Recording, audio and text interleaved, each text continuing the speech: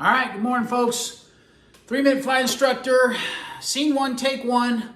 Where do I put this sucker down? Okay, so I don't have my hourglass, so we'll just go with it since scene one, take one. Where do I put this sucker down? So I had some come up to me here recently where I was kind of landing on the numbers, and the student was kind of confused as far as didn't know where. I wasn't consistent. So flight instructors, take note of this. We got the aim. So one of the first things is to do, let's just talk about what we got on the marking, okay? And a great chapter is chapter 2, 3.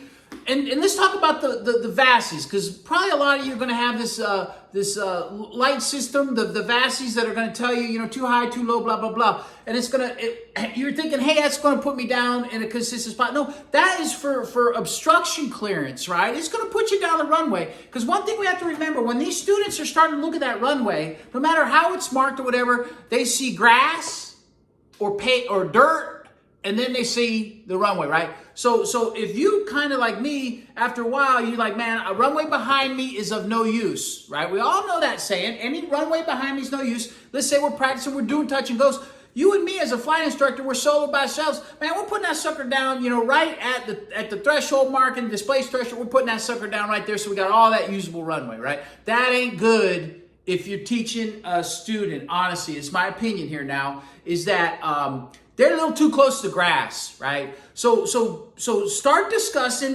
the markings at your airport. Maybe you got some nice, discuss if you have the VASI, that the VASI is for an angle and obstruction clearance on the way to the runway, right? And then talk about where you want to put it down. A lot of times it's going to be using the aim points and on these larger runways and putting it down on those where you see all the black skid marks from all the big guys putting it down, right?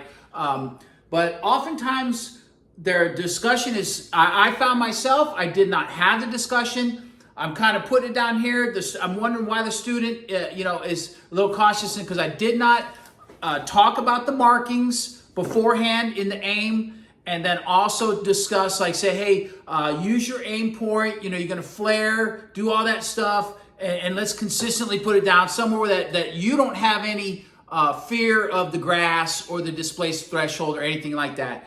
Get that consistent, and when you're demonstrating, demonstrate to that. Don't deviate. If you demonstrate, because that way the student can repeat. All right. And 3-minute flight instructor, up real early this morning, a lot on his mind. But that'll cover it. Where did I put this sucker down? That's my 3 minutes. Have a super day, and keep them flying.